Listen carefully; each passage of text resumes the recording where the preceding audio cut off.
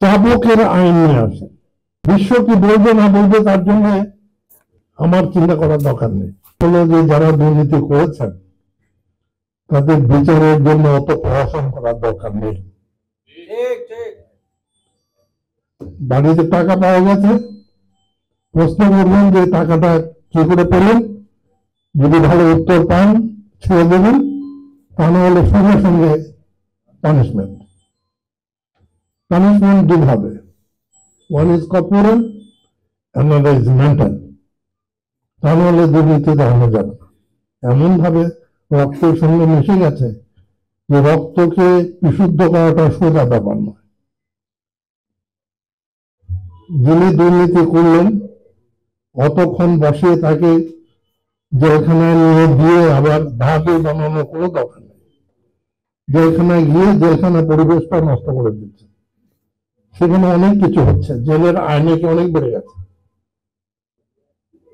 কাজে এটা না করে সঙ্গে সঙ্গে যখনই যেটা পাওয়া গেল, সরকারে যারা রয়েছেন তাদের প্রতি অনুরোধ রাখছি যে প্রহসন না করে নগদ বিচার করেন,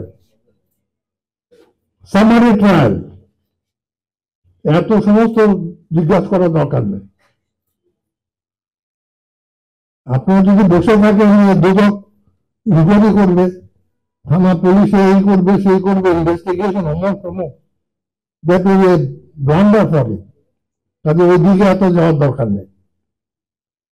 বিচার দুটা, তাদেরকে জেলখানা রেখে 10 বছর 20 বছর ভাত খাওয়ানোর কোনো প্রয়োজন নেই। দেবেন পানিশমেন্ট। দুর্নীতিগ্রস্ত সোজা একটা কথা হলো যে চাবকের আইন নিয়ে আসে। বিশ্ব কি বলবে না বলবে তার জন্য আমার চিন্তা করার দরকার নেই, কারণ বিশ্ব আমাকে ঠেকাচ্ছে না। আমার দুর্নীতিতে বিশ্ব সাহায্য করছে। আমাকে দুর্নীতিবাজ করার জন্য তাদের অনেক কাজ রয়েছে। কাজে সেটাকে যদি আটকাতে হয় তাহলে এই সমস্ত ফিলোসফি নিয়ে কথা বলার দরকার নেই। সোজা চাবকের আইন করেন, 10 চাবক মারেন, পয়লা 4টা পাবলিকলি স্টেডিয়ামে সমস্ত মঞ্চ করে লোক খবর দিয়ে লোককে চাবক মারা হবে। 2-4টা দেন এবং বাকিগুলো চিন্তার থেকে চলে যাবে। প্রথম 10টা 20 দিন সময় দেন, চিন্তা করুক। যদি চিন্তা করার পরে ভালো হয়ে যায়, ভালো হতে পারে,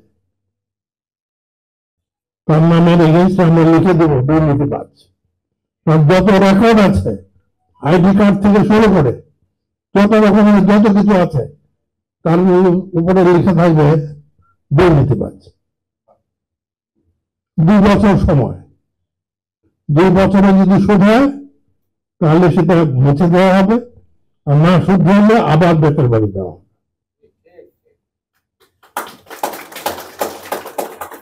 শুনতে খুব খারাপ লাগে।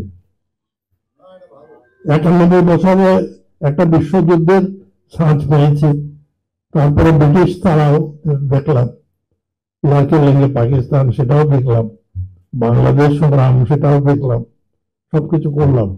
তারপরে এখন এসে শেষ বয়সে যেরকম শোনা যাচ্ছে যে এমন দুর্নীতি চিন্তার বাইরে চলে গেছে, যে চিন্তার বাইরে চলে গেছে, এটাকে ঠিক এইভাবে দমন করতে পারবেন না। ওই ভালো মানুষের আইন দেওয়া হয় না। আমেরিকাতে দুর্নীতি ছিল, আমেরিকান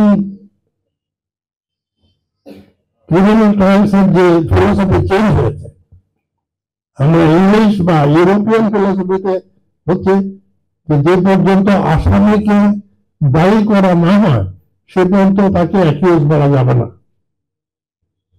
অর্থাৎ যিনি বাদী তিনি প্রমাণ করবেন যে আসামি দোষী।